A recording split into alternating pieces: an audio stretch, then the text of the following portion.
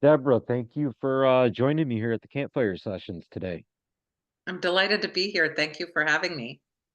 I'm excited because I do a lot of the like hands-on or, boots on the ground, if you will, aspect of it.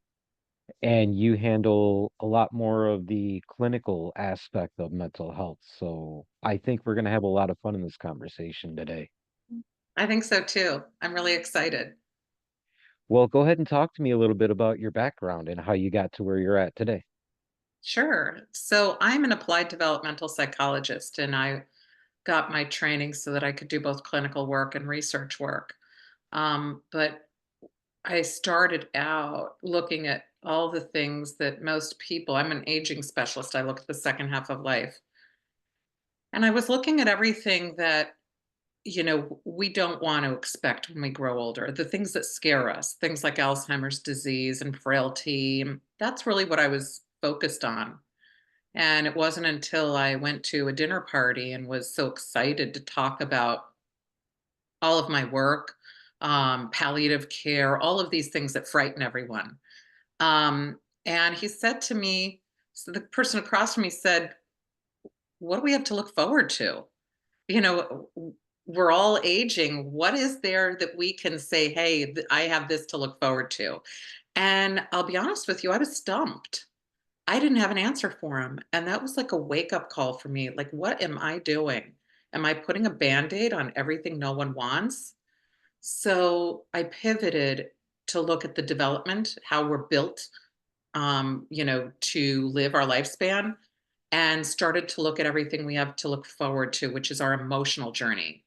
Most of us look at our physical journey, and that's scary for us, but the emotional journey that we're on in terms of our lifespan is one where we should expect to be happier, more fulfilled, content as we get older than we are when we're younger.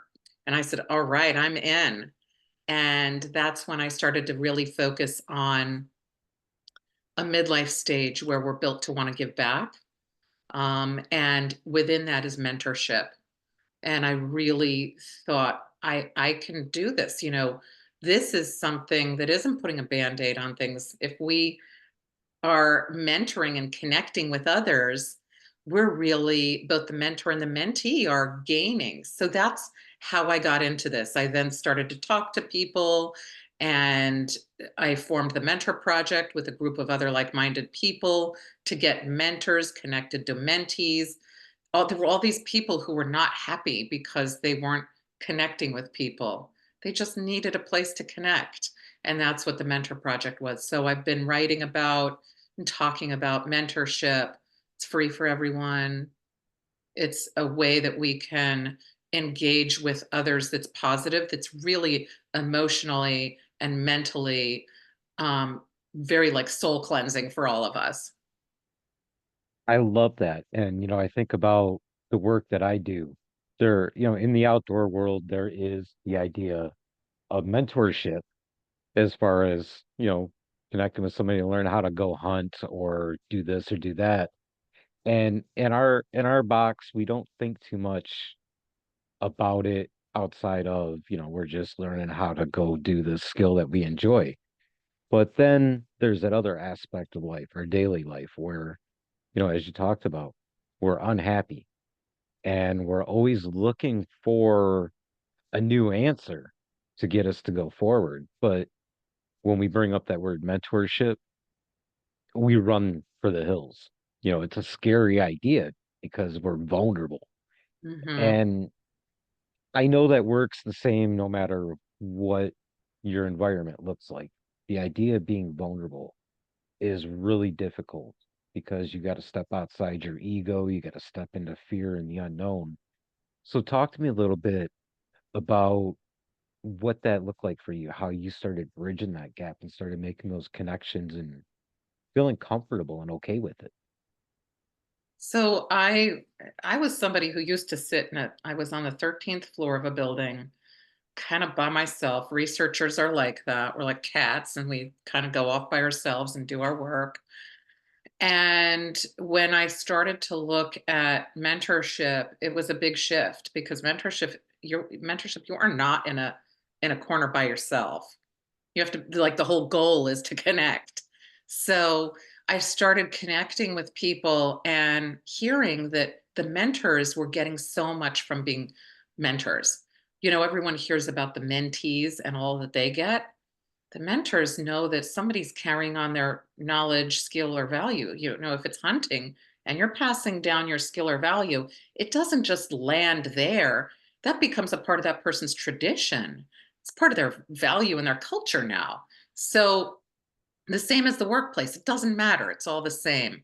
So I was talking to these people who were really high level in what they were doing. And I was even talking to like grandmas, and everyone had the same thing to say.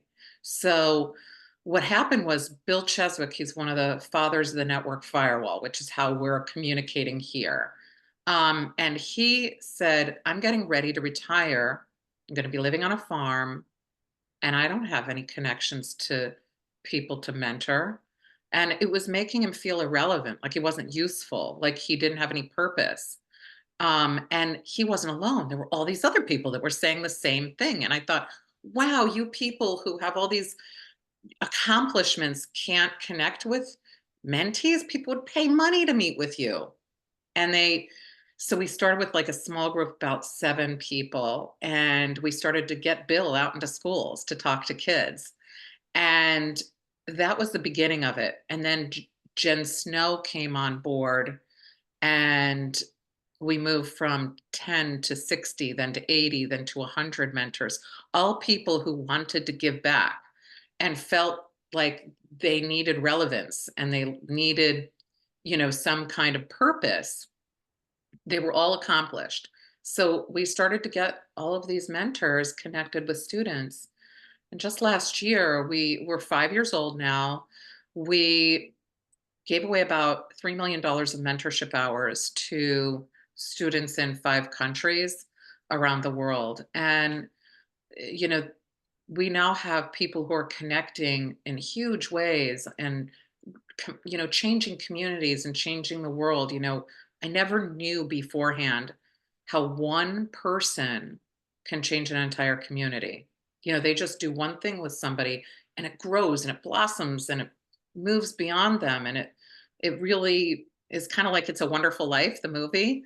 And you find out the impact that one person can have on a community, and we don't always have that wake up call. We don't have somebody ringing a bell saying, hey, here's what your impact really is. But the mentor project was something that got to show people that without having to live through, It's a Wonderful Life. And so that's how it all got started organically. We never thought it would go beyond those 7 people. People contacted us left and right to join. And, it's really a volunteer effort of people getting mentorship out there. So that's it. It was that simple. It's a beautiful message, and it's something that I've really incorporated into my core value system with what I do. Making sure that I have at least 1 or 2 classes every couple of months that are free to attend That's right. because, at the darkest stage of my life, I literally stumbled onto the ability to, the seeds to get me going off of a free podcast.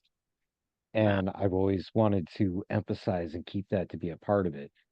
And it's funny because, like, I'll sit somewhere out in nature and I'll be meditating. And I remember a story a few years back where it was a regular practice of mine to go to this specific park in a specific place. And there was this one particular person that I would notice kind of look at me funny here and there, and they were consistently showing up. But they were always afraid to approach me. And when the conversation finally sparked up, it was based off of, hey, I noticed that you're sitting out here meditating and it seems like it really impacts you. I'm kind of struggling. Would you mind showing me how to do that? And it was that same nurturing value system that, made it really easy to extend the hand and to steal a quote from the meditations, reach down and pull somebody up along the wall Yeah. without that second thought. And the more that we talked about it, the more that we realized the link between acknowledgement and conversation starting was because there was that feeling of I'm being selfish by asking for somebody's time. Right. That's so And when exactly, and when you break it down into the fact that it's your principles, your values that you're teaching somebody else to enrich their life, as you go through that mentorship, you've picked those things up and you're able to pass them along just the way that, throughout time, people would gather around a campfire and tell stories in order to teach those same things. And I think somewhere along the line, we lost that disconnect. So I love the fact that there's people in this world that are actually taking the time to reignite that spark. you know, it is heartwarming to know that, and you're doing that too. You said that you were impacted by a podcast. Podcasting is modern mentoring. I wrote a book on mentorship, and mentorship has changed over, we didn't have the internet or the podcasts or anything like that, decades ago, but not even centuries ago, when mentorship was first talked about. But I think that, the biggest thing here is that we're engaged in mentorship and we often don't even know it. Every person that's listening to your podcast who says, I'm going to listen again, that's a person that's meaningfully connected to you and your wisdom. And a little piece of you lives on in that individual, and it's a form of immortality. There's some real power to mentorship that gets lost in translation when people think it's only a work thing, where they think it's something just for what you do in the office to get a door open or a promotion. It's really much deeper. It's our culture, our values, like you mentioned, our traditions. If you can imagine sitting around a campfire exchanging wisdom through story, that's no different than people passing religion on. And we know the value and strength of that when we see culture and traditions passed down in families, like holidays and the food we eat, and even the smell that you have when you walk through the door, or any of those things. If you have outdoor traditions, hunting traditions, they don't tend to change a lot. It tends to be that you pass down something that remains pretty stable, and that becomes a culture. And there's real significance to that. So it's wonderful to be able to let people know there are places to connect or plug in or acknowledge that that's a part of their life. It is, and I think about actually the background for the picture that I have, which is from the Hopewell Indian uh, preservation area down at Sunwatch in Ohio. It's down in the Ohio Valley. If you go through there, you can learn about exactly what we're talking about. You can see it in, in an effect that you can touch. And sometimes I feel like, as especially being a mindful hiking guide, if you're able to really combine the oral with the physical, you lay that out in a way that, again, removes that fear, it removes that selfish aspect of it. And to me, that's where the real beauty happens because that's where the vulnerability becomes comfortable and you're willing to not only as a mentor teach, but also learn from the Yeah. person that you're mentoring as just as much as they're learning from you and teaching you their little nuances that helps to grow the community. Yeah. And it does. The ripples go so far out. Um, it's really amazing. And you brought up vulnerability several times. And mentorship has, if I can define it for you, that's one of the key things that's a part of mentorship that's so important. And it's the one thing that we all think we're burdening the mentor, and the mentor's there going, hey, someone, please notice me. I feel valueless and worthless because I have all this information and nobody wants it. And it couldn't be farther from the truth. So if we look at mentorship, it has five key ingredients, and it's just like baking brownies. If you leave one out, it'll be like leaving sugar out. It'll look like it, but it won't taste like it. And so the first one is generativity, where somebody has to want to give back to someone else. And that usually people want to. Everyone feels good when somebody says, "Wow, I really benefited from that information that you have or that knowledge or that skill or whatever it is." So we have to want to give back, and then we also need the mentee to want to receive it.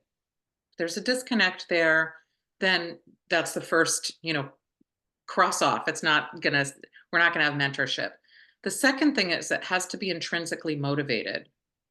And what I mean by that is that we have to want to do it for no pay. And we would do it if no one ever knew we would do it, that we were doing it. No rewards, certificates, or anything like that.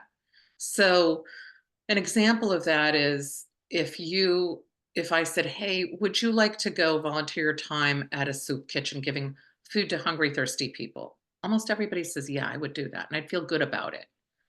And then if I said to you, instead of going there, go to Starbucks and volunteer your time. And same thing, giving out food and beverage, but it's a very different feel. So it has to come from within you. If it's not, then it's okay, but it's not mentorship. Maybe you're coaching, maybe you're sponsoring, maybe you're advising, whatever it is, but you're not mentoring. And the next thing is that you have to have a meaningful connection.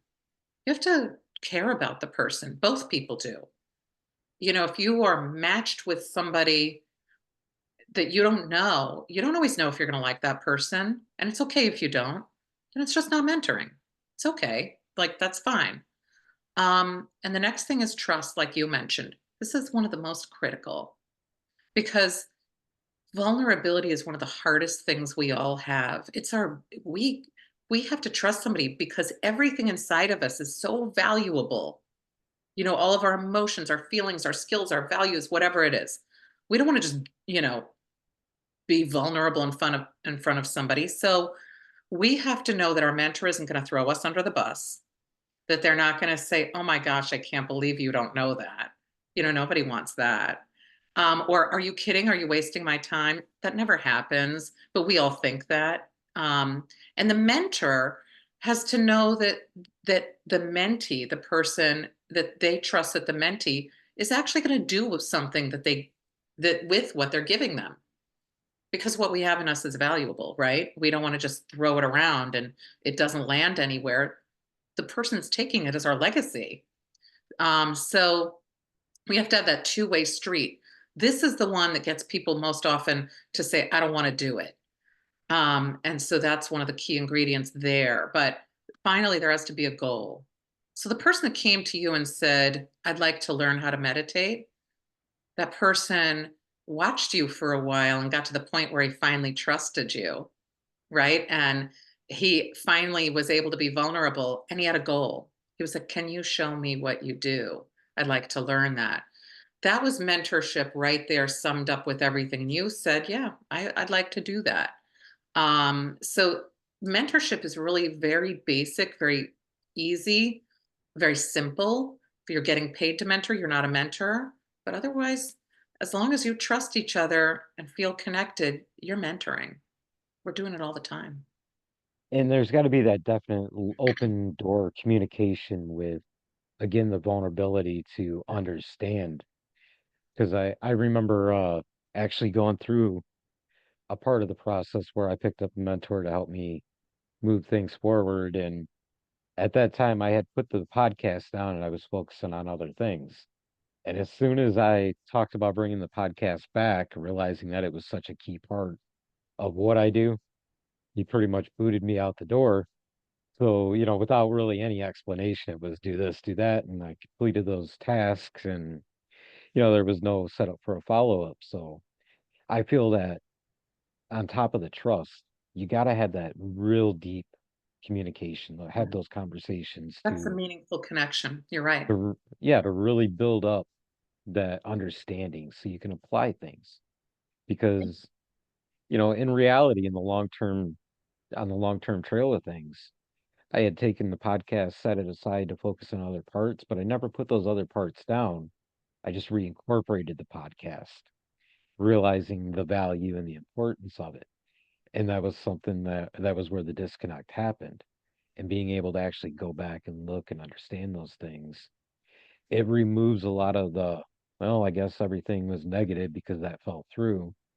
Instead, it allows you to look back, pick it up, continue along your path, and continue to grow, opening up new doors, new opportunities. Absolutely. It does.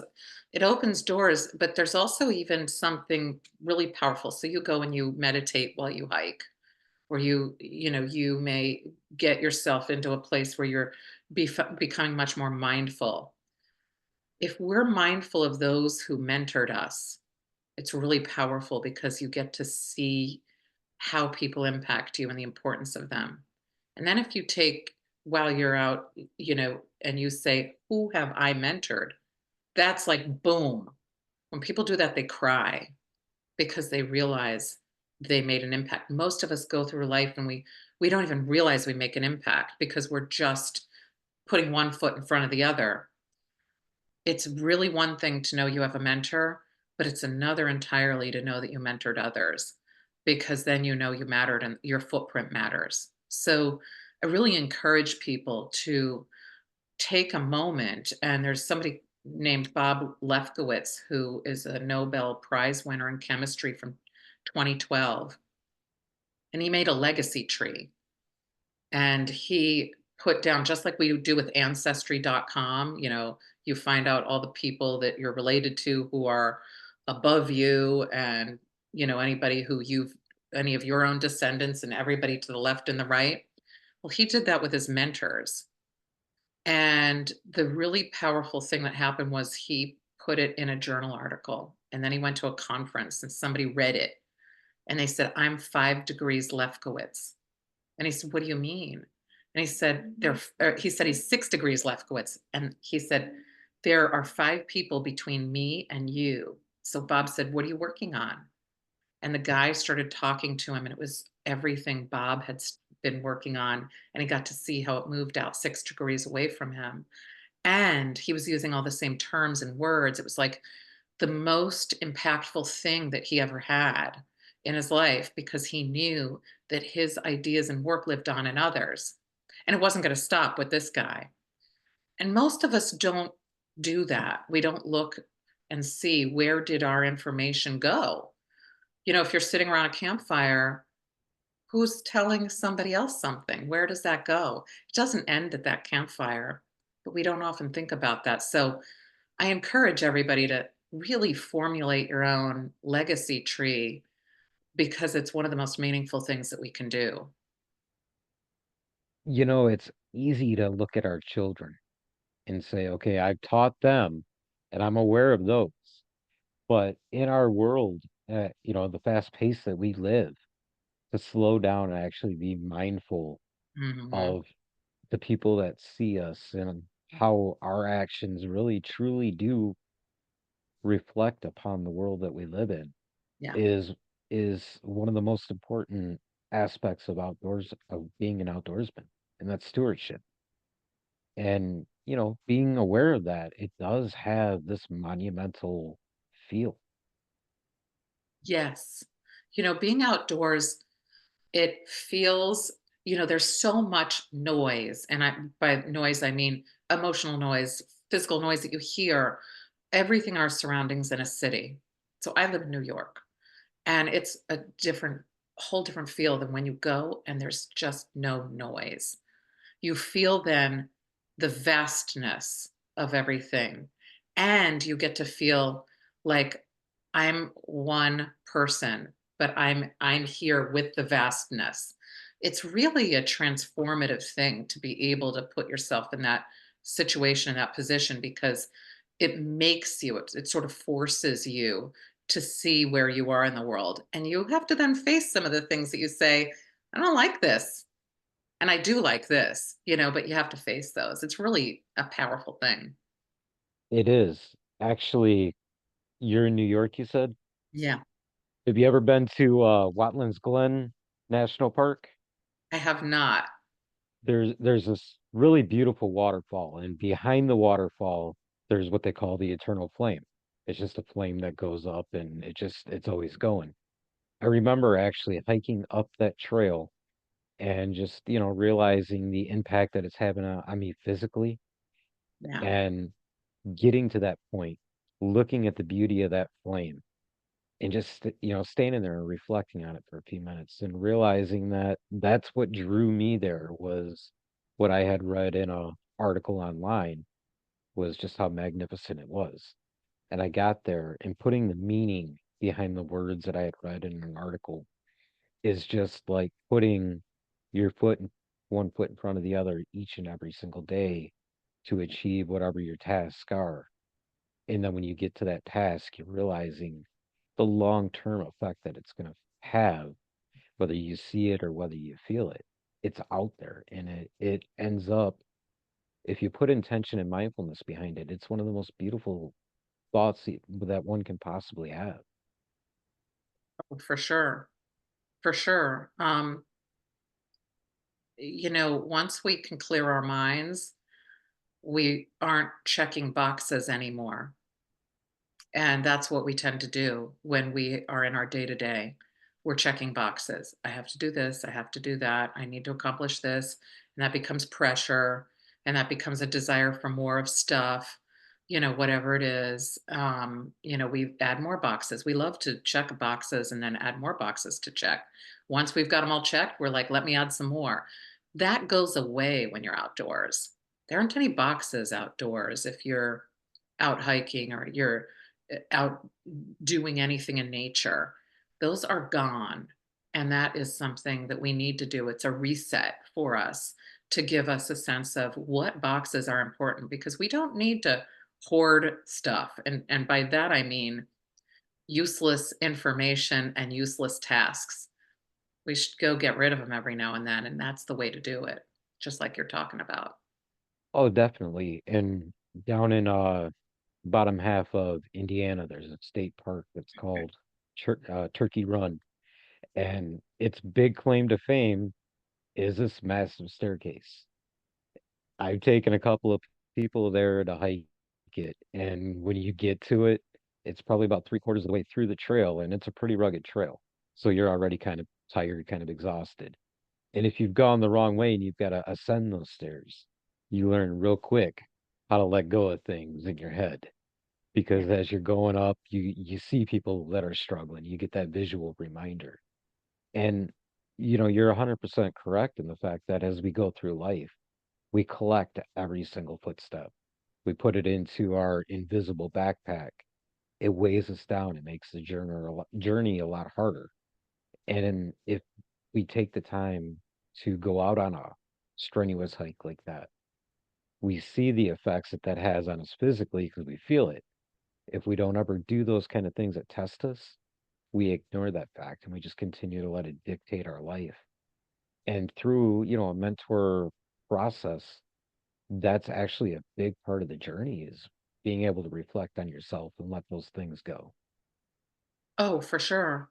There's a psychologist, his name is Jonathan Shedler, and he wrote an article years and years ago about how we're kind of like Tupperware. There's like if you see a therapist, it's like a Tupperware. They Hmm. take you get to put all your stuff right into the Tupperware and they close it up and they keep it for you. Mentorship is kind of like that. The mentor is there to sort of say, okay, I'm going to open up this box, throw your junk in there, and I'm going to give you some new advice to work with. What you were doing wasn't working. Let's make it work. Or here's a new way of thinking of things. If you're really connected with somebody, they're able to sort of empty your backpack in many ways, like you mentioned, that invisible backpack. And we all need that.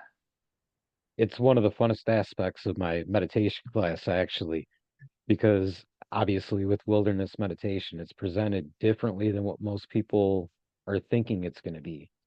And when you first walk in, I hand you a stick. I tell you to hold on to it for, the length of the class. And then at the end, I come back with the exact same idea. I tell a story about the idea of letting somebody take that from you, putting something down.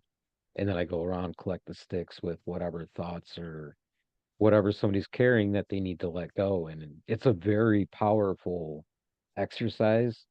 It's something I do during hikes too, is I'll have somebody, kneel down and pick up some grass, hold it Mhm. for a few minutes and think about those things and then put it back down on the ground and realize that there is a physical support that you can see and that you can feel. And because of that, you're never alone.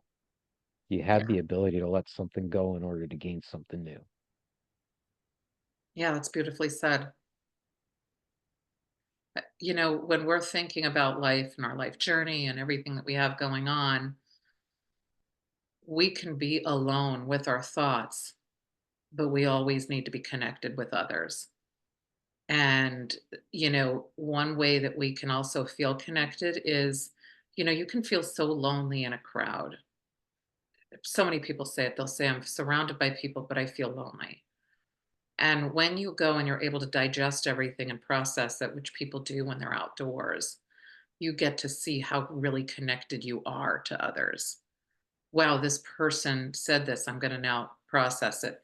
Oh, I'm doing this for someone. I just did a podcast. I now know people listen to this. And then seeing where you are in your connections, it actually helps with loneliness, which is amazing because you get to then sort of digest the importance of all of that. It's not just a transaction. Our life is not a series of transactions. It's a series of like it's like a spider web of connections that we all have that we can draw upon at any time. And I think if we were to pick one bullet point to encourage people to travel down, would be the mindful aspect. Yeah. Regardless of how we're practicing it as a community, taking the time to really look and examine how it fits into your life. Because inevitably you're gonna rebuild that connection where there's so much disconnect and you're just moving through all the steps of the day. Yeah. Yes, you're right. And everyone should do it in their own way. Absolutely. If I'm going to mention mentorship, I think that what you're doing is you are mentoring people and how they can do that when you are, doing your classes. You are doing that with your podcast. But when we are out reflecting, if every day it's part of gratitude, if you can be grateful for those who mentor you, and if you can be grateful to yourself for those who you mentor, I would just add that to it because we really should never be leaving out the importance and the role that we play in the lives of others. Well, I had somebody tell me once that self is really where everything starts because regardless of what it is you're doing, it's feeding yourself in one way or another. Yeah, absolutely. And imagine if you starve yourself by not ever thinking about how you're connected to others. It's really what you're doing. Starving yourself because you don't really see how your role is. You're reaching for something and it's elusive this, elusive that. I want this, I need that.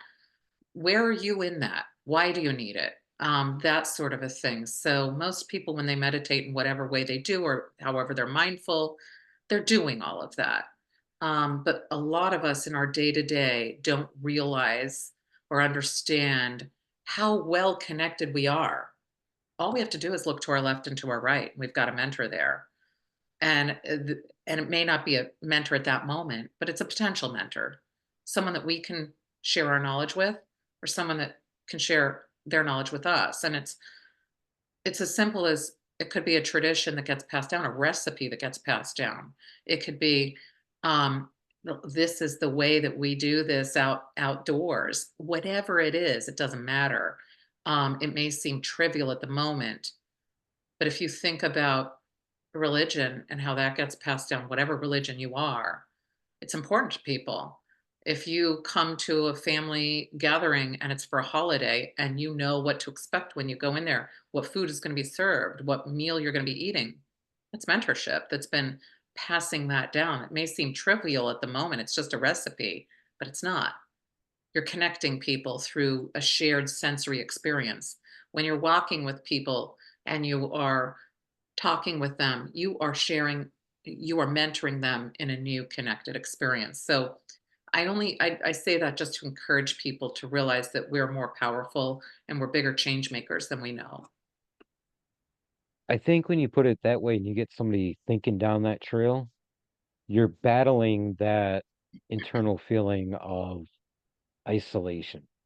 Mhm. That's one of the things that was a big part of my journey for a lot of chapters was that feeling of isolation, Yeah. even at the beginning of the podcast, because for the most part, I'd go my daily job and then I'd come home and I'd do the podcast thing, all while hiding from the world within a tent. And then when I finally opened the door of that tent and I started actually making some efforts, that's where I started to really feel growth. And Yeah. it was a very scary thing, Yeah, of you know, course. opening that tent up and actually coming out and doing things outside of it longer than, just a hike by myself where I could run away and hide as easy as I could find. Putting yourself in and doing the work is okay. It's safe. It may be unknown, but sometimes you just don't need to know. You need to just go ahead and do it. And now that we've got people really thinking about these ideas, how can they get in touch with you to pursue mentorship or any other great things you got coming up or you're working on? I want you to take time to do all the self-promotion stuff. Well, I did write a book called The Mentorship Edge, where I give a lot of examples from grandmas to astronauts on how people mentor and the different ways that we can engage in it and what mentorship is and what it isn't, so that we don't get mistaken by thinking that a transactional relationship is really mentorship. And so you can check me out there. You can reach me at deborahheiser.com. And the organization that I'm running, which is the Mentor Project at mentorproject.org. If you're a student, we offer free mentorship to any student, 5 years old, all the way through the end of, whatever advanced degree you have. It doesn't matter about age at that point, but we do offer that. And so you can get in contact with me there. I write for Psychology Today. You can check out the articles that I've written there. But I encourage people to reach out to me because I do really like to engage with individuals and make sure that they're getting the most out of life that they can with regard to mentorship. Well, thank you very much, Deborah, for the time to sit down and have this conversation. I look forward to staying in touch and doing it again sometime soon. Me too. Thanks for having me. Absolutely. I don't believe in goodbyes or two finals. So until we meet again, whether it's this life or the next, I wish you a safe and prosperous journey. Same to you.